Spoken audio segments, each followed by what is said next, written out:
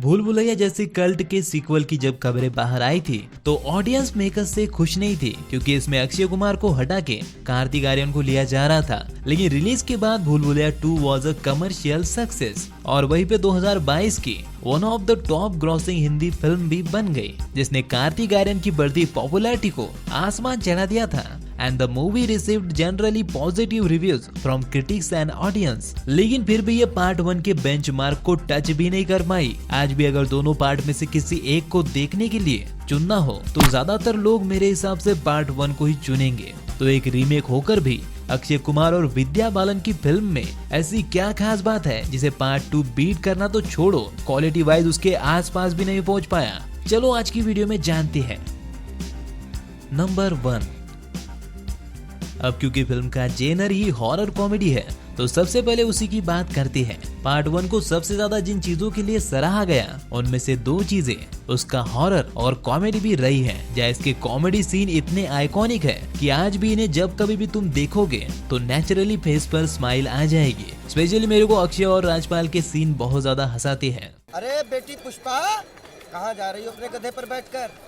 पर हाँ, iconic comedy के चक्कर में डायरेक्टर ने हॉरर को इग्नोर नहीं किया। फिल्म की कॉमेडी जितनी वर्क करती है हॉरर भी उतना ही वर्क करता है। स्पेशली मंजुलिका के हॉरर सीन अभी तक आइकॉनिक बने हुए हैं। इसकी सिनेमाटोग्राफी और एडिटिंग का भी इसमें बड़ा हाथ है, जहां लाइटिंग को डार्क और ईयरी रखा गया है, जिसमें फिल्म का ज्यादातर हिस्सा मंद रोशनी वाले गलियारों और कमरों में दिखाया गया है, जिसने सस्पेंस को बनाए रखा। इसलिए जब फिल्म में कोई नॉर्मल सीन भी चल रहा होता है तो सबकॉन्शियसली ही ऑडियंस के दिमाग में फिल्म की थीम की वजह से क्यूरियोसिटी बरकरार रहती है। एडिटिंग भी इसी सस्पेंस और डार्क थीम को ध्यान में रखकर की गई है, जो धीरे धीरे मंजुलिका के अराउंड सस्पेंस को बनाती है, लेकिन आज साथ ही में ह्यूमर और हॉरर के बीच बैलेंस भी बनाए रखती है। एग्जाम्पल के लिए आदित्य के आने से पहले ही अब नॉर्मल चीजें होना स्टार्ट हो चुकी होती है, पर जब वो आता है तब हमें ये पता चलता है कि मंजुलिका घर की किसी औरत में है। लेकिन अवनी की असलियत रिवील करने से पहले फर्स्ट हाफ में सिर्फ उसने की गई चीजें दिखाई जाती है, जैसे उसका बैग्स को जलाना, चाय में जहर डालना और भी कई सारे। लेकिन इसे माइंड ब्लोइंग सस्पेंस और हॉरर के बीच हल्की हल्की कॉमेडी भी दिखती है, जिसको हमें आदित्य और घर के बाकी लोगों के फनी इंटरेक्शन के जरिए दिखाया जाता है। यानी कि भूल भुलैया हॉरर और कॉमेडी का परफेक्ट बैलेंस है। जबकि सेकंड पार्ट में ऐसा नहीं है, यहाँ कॉमेडी पे ज्यादा ध्यान रखा गया है, जबकि पार्ट 1 के मुकाबले हॉरर के मामले में इनके पास एक प्लस पॉइंट भी था। ये सच में एक घोस्ट को दिखाने वाले थे, लेकिन सेकेंड मूवी में मंजुलिका को देखकर डर कम और हंसी ज्यादा आती है। और मैं समझता हूँ कि वो एक अच्छी भूत होती है, तो ऐसा होता है, पर पार्ट 1 के मुकाबले इसकी सिनेमाटोग्राफी भी ज्यादा वाइब्रेंट और कलरफुल रखी गई है, specially in outdoor scenes and lighter comedic moments, जो कि इस फिल्म की थीम और माहौल को पहले ही सेट कर देती है, जिसकी वजह से जो थोड़े बहुत हॉरेबल सीन हो सकते थे वो भी आगे जाके फील नहीं होते। Also sequel had a faster pace, जो कि मेरे हिसाब से मॉडर्न ऑडियंस के शॉर्टर अटेंशन स्पैन को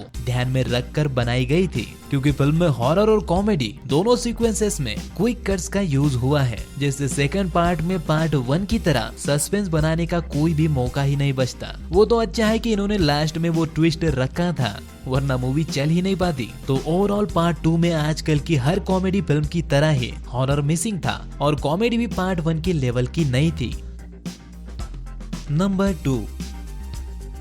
पार्ट 1 में हर कैरेक्टर को लेकर डायरेक्टर एकदम क्लियर थे। हर कैरेक्टर की मूवी में अपनी जगह थी, किसी को भी फोर्सफुली ऐड नहीं किया गया था और उनके अपने मकसद भी क्लियर थे। जैसे कि राजपाल यादव एज अ छोटा पंडित फिल्म के लीड कैरेक्टर से पहले ही फिल्म में मंजुलिका की पावर्स को दिखाने के लिए यूज किया गया था। वो पागल क्यों बना उसका एक प्रॉपर रीजन हमें दिखाया गया था। वहीं पर Vidya Balan as a Manjulika iconic सिर्फ एक्टिंग की वजह से ही नहीं बनी थी, बल्कि उससे पहले वो मंजुलिका क्यों बनी उसकी एक पूरी पास्ट की कहानी दिखाई गई थी और उस कहानी को सबके सामने लाने वाला doctor Aditya Shrivastava, a psychiatrist, जो कितना जीनियस है और कहानी को उसकी कितनी जरूरत है वो कई सीन से हमें क्लियर किया जाता है। जैसे कि आचार्य का ये कहना कि आदित्य के होते हुए उन्हें क्यों बुलाया गया, आदित्य का सिद्धार्थ को ये समझाना कि उसके अलावा दुनिया का कोई भी डॉक्टर अवनी को पहले जैसा ठीक नहीं कर सकता, और इस जैसी और कई सारी चीजें हमें फिल्म के प्रोटोगोनिस्ट की इम्पोर्टेंस को दिखाती है और वो कितना पावरफुल है ये भी, जहाँ छोटे पंडित से लेकर डांस मास्टर तक हर कोई इम्पोर्टेंट है। लेकिन यही चीज तुम पार्ट 2 के लिए नहीं कह सकते। स्पेशली फिल्म के लीड कैरेक्टर रूहान के कैरेक्टर में ही दम नहीं था। हम जानते हैं कि वो किसी भूत जैसी मुसीबतों से लड़ नहीं सकता, वो बस एक रहीस ज़्यादा है जो दुनिया भर में ट्रैवल करता रहता है। यानी हमारा प्रोटोगोनिस्ट ही वीक है। और सिर्फ इसीलिए फिल्म में कार्तिक के बजाय तब्बू की परफॉर्मेंस ज्यादा अच्छी लगती है, क्योंकि फिल्म की कहानी है उस कैरेक्टर को इम्पोर्टेंट रखती है। इसके अलावा राजपाल यादव का कैरेक्टर बहुत ही फोर्सफुल लगता है। साफ पता चलता है कि फिल्म में उन्हें बस पार्ट 1 के कैरेक्टर को रिपीट करने के लिए लिया गया है ताकि कॉमेडी बन सके। नंबर 3, अब ये चीज भी सेकंड चीज से जुड़ी हुई है। मेकर जितना अपने फिल्म के कैरेक्टर्स को एक्सप्लोर करते हैं, उतना ही उस कैरेक्टर्स को प्ले करने वाले एक्टर अपना बेस्ट दे पाते हैं। इसलिए तो वॉर जैसी फिल्मों में टाइगर श्रॉफ भी अच्छा कर जाता है, क्योंकि उसका कैरेक्टर ही उस लेवल का बनाया गया था। अब इसका ये मतलब नहीं है कि एक्टिंग की कोई जरूरत नहीं है, पर मैं बस यही कह रहा हूँ कि एक मूवी में किसी कैरेक्टर को यादगार बनाने के लिए एक्टिंग के साथ कैरेक्टर में भी दम होना चाहिए। इसलिए पार्ट 1 के किसी भी एक्टर की एक्टिंग उसी के सिमिलर कैरेक्टर वाले पार्ट 2 वाले एक्टर से कंपेयर करके देख लो, जैसे मंजुलिका की या फिर अक्षय वर्सेस कार्तिक कर लो, जवाब इजीली मिल जाएगा। इवन खुद राजपाल भी अपने ही एक्टिंग को मैच नहीं कर पाते। ऐसा इसीलिए क्योंकि पार्ट 1 के कैरेक्टर्स ज्यादा दमदार है, वहीं पे उन्हें फोर्सफुली नहीं रखा गया है। वहीं पर पार्ट 2 में कैरेक्टर्स के डेवलपमेंट पर डायरेक्टर ने ध्यान ही नहीं दिया। नंबर 4, ये चीज शायद मूवी देखते वक्त आसानी से नोटिस नहीं होती, पर भूल भुलैया को कल्ट क्लासिक बनाने में उसके विजुअल का भी हाथ है, क्योंकि ये वीएफएक्स पर कम से कम निर्भर थी। मेकर्स ने प्रैक्टिकल इफेक्ट्स और मेकअप पर ज्यादा फोकस किया था। हालांकि हम ये भी कह सकते हैं कि वो दौर भी वैसा ही था, लेकिन यही चीज पार्ट 1 को देखते वक्त हमें एकदम रॉ फील देती है। वो जो एक फेक फील आजकल की कम बजट वाली वीएफएक्स फिल्मों से आती है ना, उससे ये फिल्म बच जाती है। ये चीज सबसे अच्छी तरह से क्लाइमैक्स सीन में वर्क करती है, जहां अवनी मंजुलिका का गेटअप लेके आमी जे तुम्हार गाने पे नाचती है। विद्या बालन की एक्टिंग और वो मेकअप दोनों हॉरर में 4 चांद लगा देती है। लेकिन यही चीज पार्ट 2 में अगेन मिसिंग थी, क्योंकि सीक्वल 2022 में आया था ना, जिस समय में एक्टिंग से ज्यादा मेकर्स वीएफएक्स पे भरोसा करती है। नए आदि पुरुष का नाम कोई नहीं लेगा। अच्छा, खैर सुपर नेचुरल चीजों को दिखाने के लिए वीएफएक्स की इन्हें जरूरत तो थी, ये मैं मानता हूँ, लेकिन इसके ज्यादा यूज से मेकर्स ने मूवी की ऑथेंटिसिटी को खो दिया। सच बताओ, क्या पार्ट 2 देखते वक्त तुम एक सीन में भी सीरियस थे या फिर तुम्हें डर महसूस हुआ? बस क्लाइमैक्स का ट्विस्ट ही एक ऐसी चीज है जो तुम्हें थोड़ा सीरियस कर सकता है, बाकी सब ऐसे ही निकल जाता है। सीक्वल में हॉरर के सही से काम ना करने का एक रीजन ये भी है।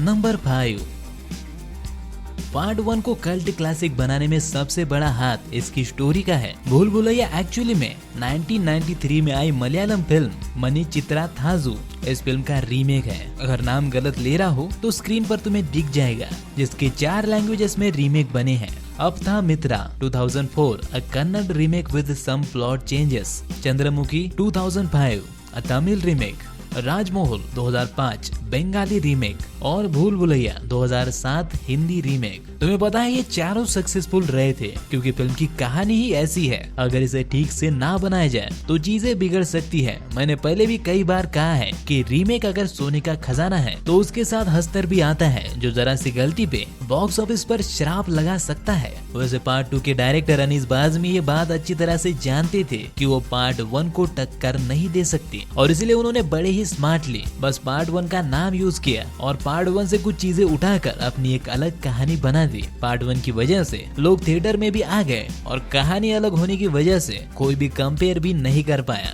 जोर जोर से बोल के लोगों को स्कीमें बता दे।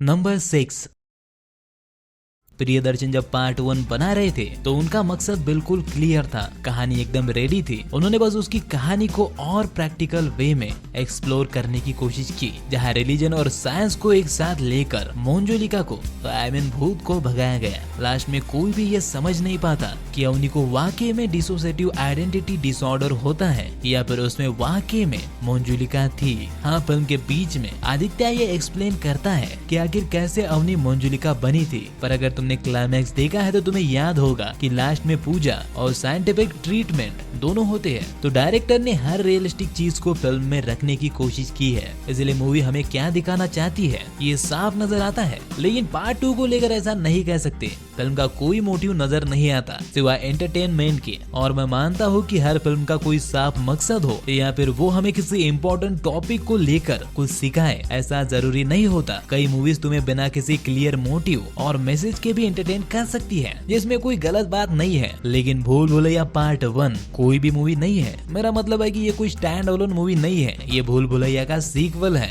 और भूल भुलैया अंधविश्वास के खिलाफ बहुत ही स्मार्टली मैसेज देकर जाती है। और किसी भी सीक्वल से आपकी उतनी उम्मीदें तो होती है कि वो कम से कम पार्ट 1 के नक्शे कदम पे तो चले, क्योंकि हम पार्ट 1 की वजह से ही उसे थिएटर्स में देखने जाते हैं। और ऊपर से हम इस चीज पर डिस्कस कर रहे हैं कि पार्ट 2 पार्ट 1 जितना आइकॉनिक क्यों नहीं बना। तो इस केस में इस चीज को पॉइंट आउट करना जरूरी हो जाता है कि पार्ट 2 का सिवाय एंटरटेनमेंट के ऐसा कोई क्लियर मोटिव नहीं था जो पार्ट 1 का था। उल्टा जहाँ पार्ट 1 में भूतों के अस्तित्व पर सवाल उठाए गए हैं, पार्ट 2 में सीधे भूत ही दिखाए गए। इसीलिए मेरे हिसाब से पार्ट 1 जो है इस फ्रेंचाइजी में आगे आने वाली हर फिल्म से ऊपर ही रहेगा। तो ये थे कुछ खास रीजन जिसकी वजह से पार्ट 2 कभी द ओरिजिनल भूल भुलैया के बेंचमार्क को टच नहीं कर पाई। वैसे एक्शन में भी ऐसी कुछ फिल्में हैं जिनके बेंचमार्क को इंडियन सिनेमा का एक्शन छू नहीं पा रहा है। मैंने उन फिल्मों की लिस्ट इस लेफ्ट वाली वीडियो में दी है। अगर तुम्हें एक्शन में इंटरेस्ट है तो उसे एक बार जरूर देखना। बाकी यार तुम्हारे भाई के लिए चैनल को सब्सक्राइब, लाइक और शेयर करके ही जाना।